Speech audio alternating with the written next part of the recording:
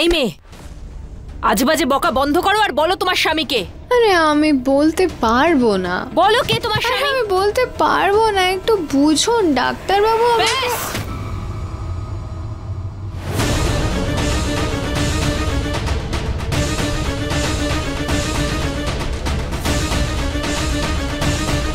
অনেক দেখেছি তোমার নাটক, আর নয়। আমার মা বলতো যে যে বড়দের থাপ্পড়েও ভালোবাসা থাকে, কিন্তু এটা তো বলতে ভুলেই গেছে যে ওই ভালোবাসায় আঘাতও থাকে।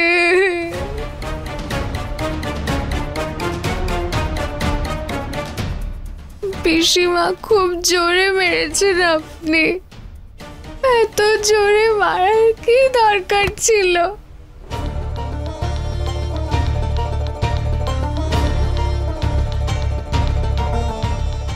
আমার কি ভুল ছিল? আরে ইনিও তো চেনেন আমার স্বামীকে।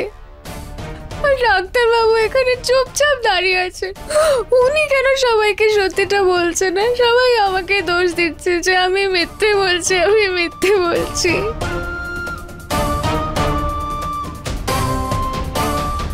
আয়ুষ্মান, আয়ুষ্মান ও বলতে পারছে না, তাহলে তুমি তো বলতে পারো যে ওর স্বামীকে। ও কেন বলছে যে তুমি চেনো ওর স্বামীকে? সত্যি কথা বলো, তুমি আমার কাছ থেকে কিছু লুকোচ্ছ?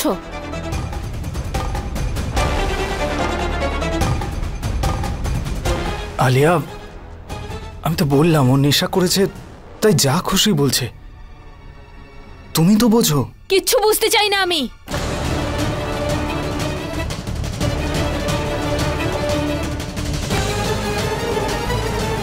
ও যদি মিথ্যে বলছে, তুমি আমার মাথায় হাত রেখে সত্যি বলো, আর বলো যে তুমি ওর স্বামীকে কোনোভাবেই চেনো না।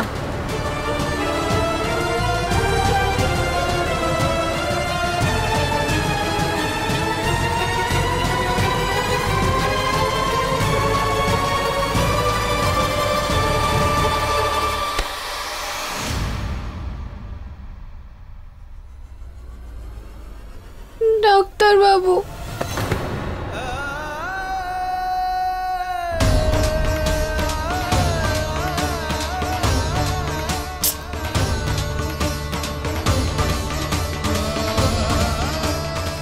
সবার সামনে আমার আর গয়নার সত্যিটা যেন ধরা না পড়ে যায়।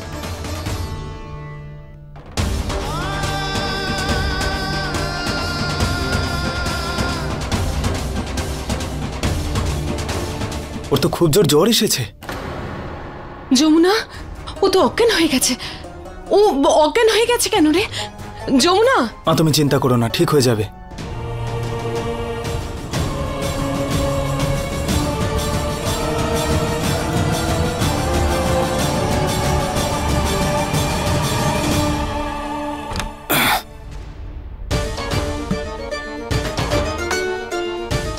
ফার্স্ট এড বক্স নিয়ে আয়। দে দে।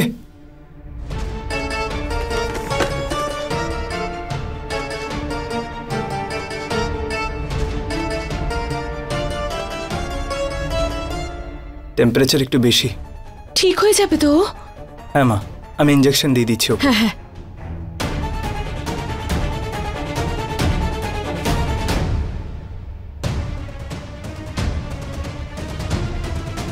আয়ুষ্মান, তুমি ওকে এই ঘরে কেন নিয়ে এসেছো? কারণ ওর কাছে রুম নেই, ও কিচেনে মেঝের ওপর ঘুমোয়।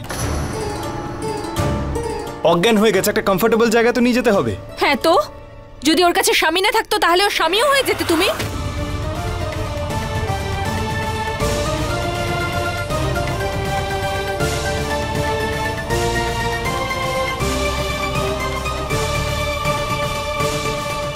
কোথাকার কথা কোথায় টেনে নিয়ে যাচ্ছ তুমি? আর ওর অবস্থাটা দেখো তুমি। আচ্ছা, আমি ওকে ঠিক করছি, তুমি সরো, আমি ওকে তুলছি। এই মেয়ে, বল তো স্বামীকে, বল তো স্বামীকে। ছেড়ে দাও ওকে। আলিয়া ছেড়ে দাও বলছি। আরে আলিয়া ছেড়ে দাও ওকে। আলিয়া তো স্বামী, তোমার মাথা খারাপ হয়ে গেছে। তোমার কাজ করছি, একজন ডাক্তার হয়ে তুমি ওর জ্ঞান ফেরাতে পারছো না, তাই আমাকে করতে হচ্ছে। পাগল হয়ে গেছো তুমি। এক্ষুনি ওকে একটা ইনজেকশন দিয়েছি আমি। নেশার ঘোরে ধুম জ্বর আছে ওর, একটু সময় দাও, এক্ষুনি জ্ঞান ফিরে আসবে।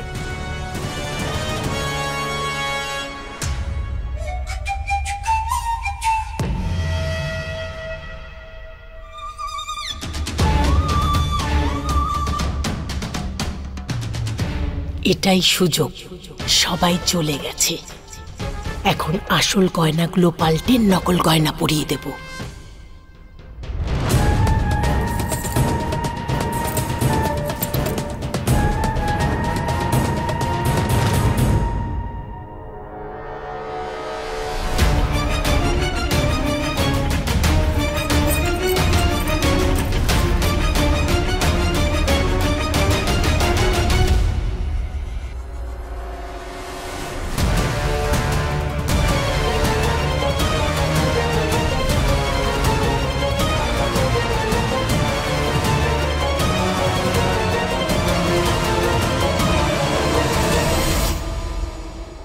বড় বউ,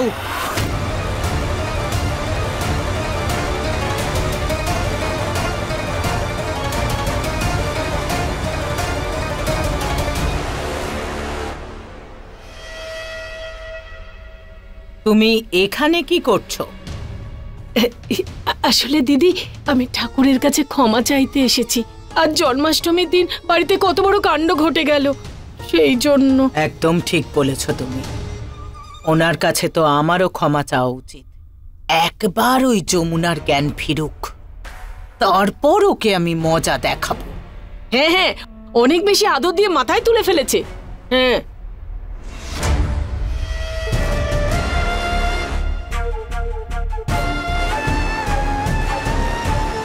বড় বউ, এইটার মধ্যে কি আছে?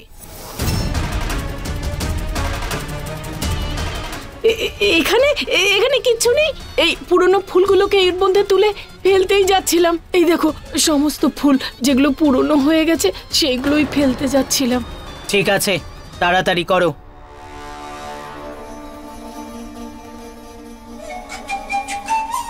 বেঁচে গেছি। চিলের মতন নজর, আজকে তো ধরাই পড়ে যেতাম। আয়ুষ্মান, তুমি আমাকে সত্যি কথা বলছো না কেন? আরে বলো না ওর স্বামীকে, বলো কোন সত্যি তুমি লুকাচ্ছ আর বলো কোন মিথ্যে বলছো।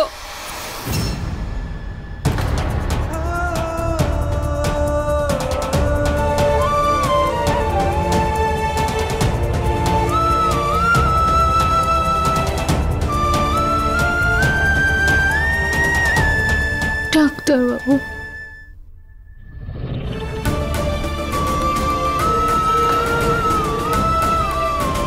আপনি তো সব সত্যিটা জানেন না, তাহলে আপনি কেন বলে দিচ্ছেন না? তুমি ঠিক আছো? আমি তো ঠিক আছি, আমার কি হবে? আমি তো ঠিক আছি। এই মেয়ে, তোমার সাহস কি করে হলো ওর হাত ধরার? ছাড়ো ওর হাত, ছাড়ো বলছি। আরে ও নেশা করে আছে, তার উপর ইনজেকশনেরও এফেক্ট হবে হয়তো। ও নিজেও জানে না যে ও কি করছে। আমাদের সবার এখান থেকে চলে যাওয়া উচিত, কারণ ওর বিশ্রামের প্রয়োজন। চলো দাদা, তুমি আমার সাথে চলো। আরে আসো না, আসো আসো তুমি।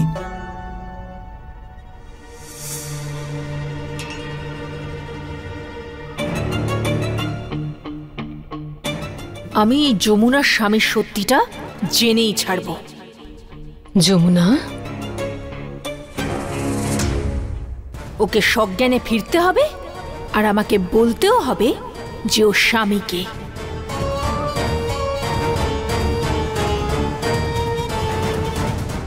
আহা, তুই আমাকে কোথায় নিয়ে যাচ্ছিস? তুমি এখানে দাঁড়াও।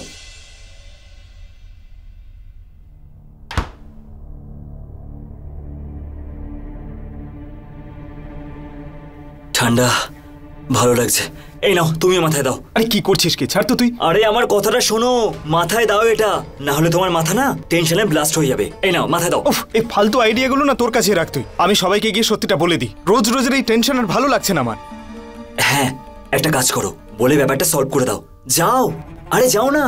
আরে না বলে যাবোটা কোথায়? ম্যাটারটা শেষ হোক বা না হোক, তুমি সম্পূর্ণ শেষ হয়ে যাবে। জানো আলিয়া তোমার সাথে কি করবে? আমি বলছি। দাদা, এই ছুরিটা দিয়ে না আলিয়া নিজেকে তো মেরেই ফেলবে, আর তার সাথে তোমাকে আর গয়নাকেও এটা দিয়ে মেরে ফেলবে। বুঝতে পারলে? দাদা, তোমার কাছে না আর কোনো অপশন নেই। সেটা সুনামি হোক বা ঝড় আসুক, তোমাকে এই মিথ্যে নিয়েই বাঁচতে হবে।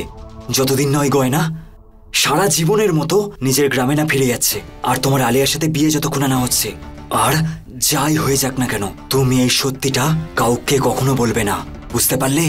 কোন সত্যি কথা বলতে পারবে না?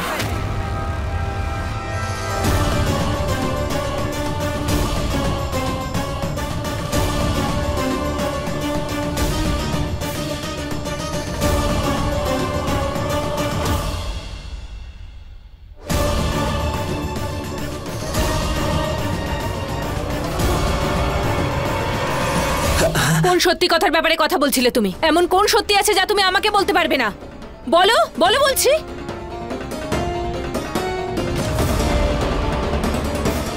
আলিয়া, আমরা শুধু এটাই কথা বলছিলাম যে মিথ্যেকে সত্যি কি করে বানাবো।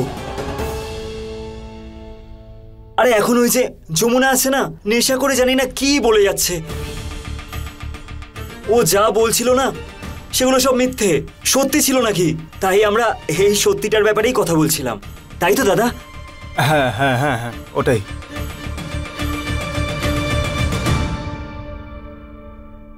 ঠিক আছে, যখনই ওর জ্ঞান ফিরবে তখনই আমাকে জানতে হবে যে ওর স্বামীকে। আর যদি তোমরা ওর স্বামীর ব্যাপারে না জানো তাহলে সেই ব্যাপারে ও তোমাদের সঙ্গে কেন কথা বলছিল? হ্যাঁ,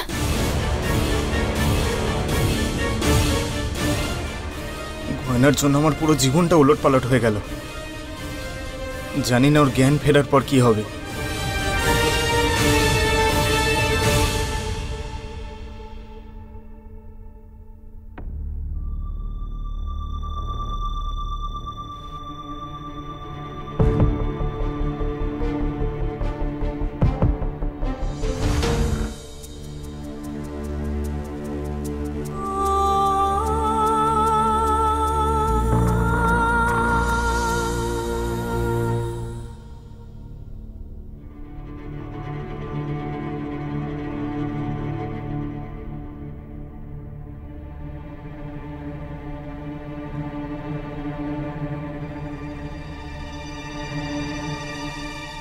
আরে যমুনা,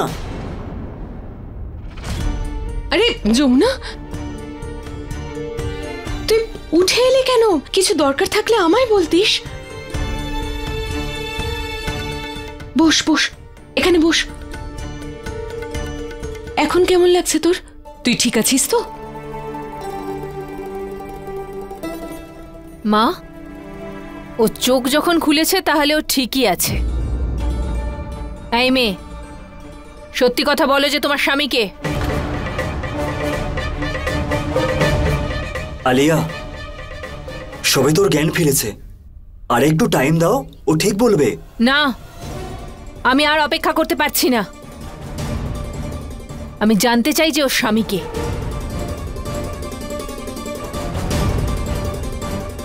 ও এমনটা কেন বললো যে আয়ুষ্মান ওর স্বামীকে চেনে? আর ও এটাও বলেছে যে অনুষ্ঠানে ওর স্বামী এসেছিল, আর যদি এসেই ছিল তাহলে ও দেখা করেনি কেন আমাদের সঙ্গে? বলো, জবাব দাও। আলিয়া, আমি কথা বলছি। যমুনা, তোর বর কি এই অনুষ্ঠানে এসেছিল?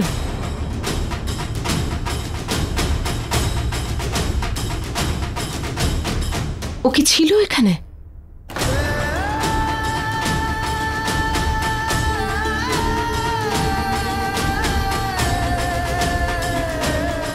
উনি এখানে ছিলেন।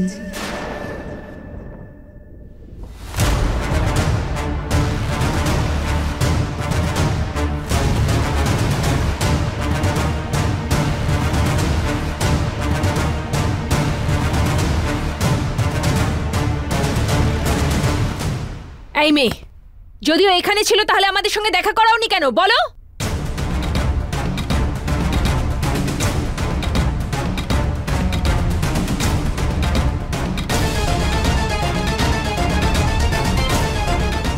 বলো বলো, ওর সঙ্গে দেখা করালে না কেন আমাদের সঙ্গে? তখন দেখা করাইনি, তাহলে এখন দেখা করাবো সবার সঙ্গে আমার স্বামীকে।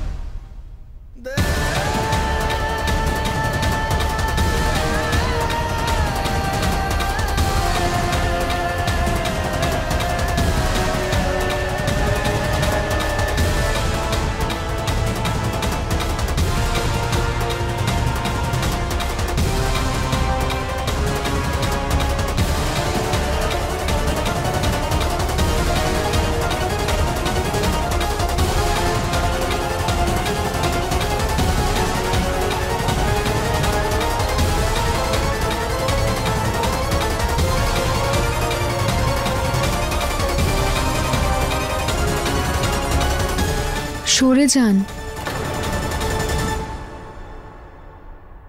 আরে সরুন।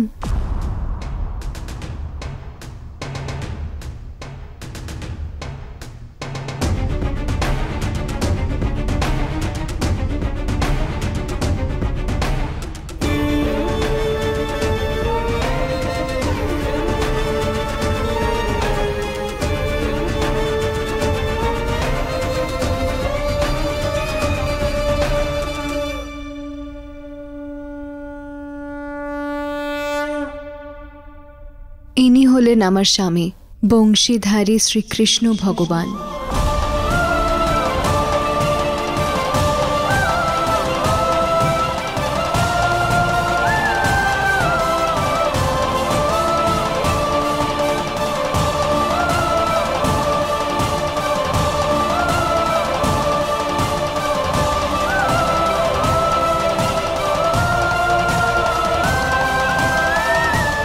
নাও আবার একটা মিথ্যে কথা, একটা নতুন মিথ্যে কথা নিজের সত্যিটাকে ঢাকার জন্য। আরে যমুনা, কথা ঘোরাতে তুমি খুব ভালো পারো। তুমিই তো বলেছিলে তোমার স্বামী এখানেই আছে, সে কোথায়? তো আমি ভুলটা কি বলেছি?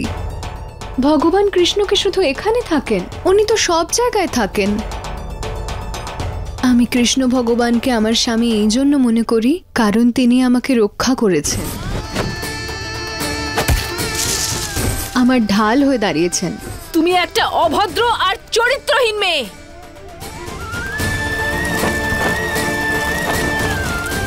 ওনার সঙ্গে আমার সম্পর্ক একটা আধ্যাত্মিক বৈবাহিক সম্পর্ক।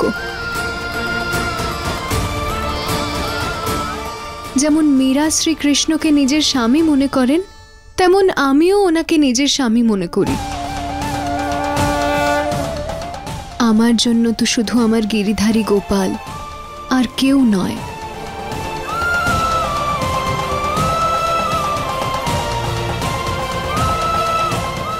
আরে এই মেয়েটা কি নির্লজ্জ বেহায়া রে! নিজের সত্যিটা লুকোনোর জন্য অন্তত ভগবানের নাম নিও না। হ্যাঁ হ্যাঁ, নাম বলাতে মনে পড়লো, যদি কৃষ্ণ ঠাকুরকে সত্যি তোমার স্বামী মনে করো তাহলে সিঁদুরের নিয়মের সময় নিজের সিঁথিতে ক লেখা উচিত ছিল, আ কেন লিখেছো বলো?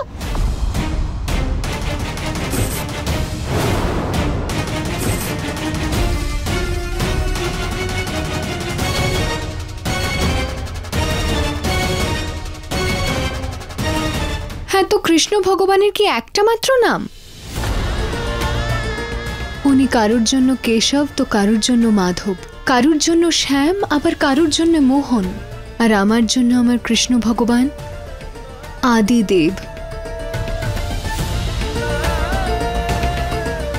বেশি ওভার স্মার্ট হওয়ার কোনো চেষ্টা করো না। তুমি ভাবছো যা ইচ্ছা গল্প শোনাবে আর আমরা সেটা মেনে নেব? আর একবার যদি আমরা মেনেও নিই, তাহলে তুমি এটা কেন বললে যে আয়ুষ্মান আর ঈশান তোমার স্বামীকে খুব ভালো করে চেনে? এটা বললে কেন? হ্যাঁ, তো শ্রীকৃষ্ণকে তো সবাই আপনারা চেনেন। আর আমি সত্যিই জানি না যে নেশার মধ্যে আমি কি বলেছি, আমার কিচ্ছু মনে পড়ছে না। আচ্ছা, আমরা তোমাকে রেখেছি কি কাজ করবার জন্যে, নাকি নেশা করে তামাশা দেখাবার জন্যে? না না, আমি জেনে শুনে শরবত খাইনি, সেটা তো আমাকে ওই জেঠিমা খাইয়েছিলেন। আর উনি বলেছিলেন যে এটা ভগবানের প্রসাদ।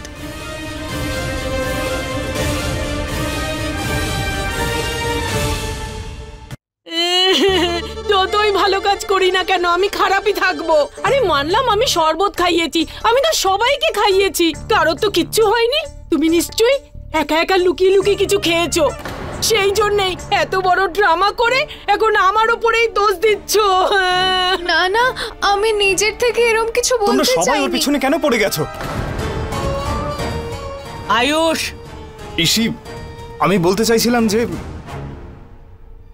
একটা কাজের মেয়ের কথায় এত বেশি ইম্পর্টেন্স দেওয়ার তো কোনো প্রয়োজন নেই, তাই না?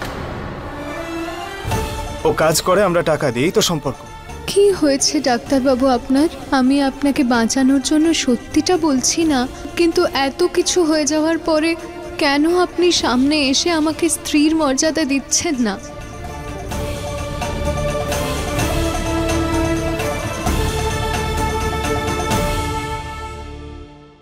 এই যে মেয়ে, তোমার যা বলার তুমি বলেছ।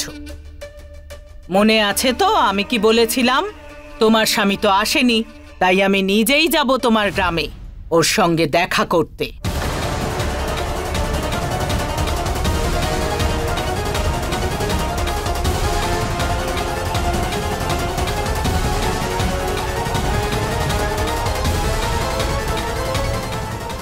পিসিকে কি করে আটকাবো গয়নার গ্রামে যাওয়ার থেকে?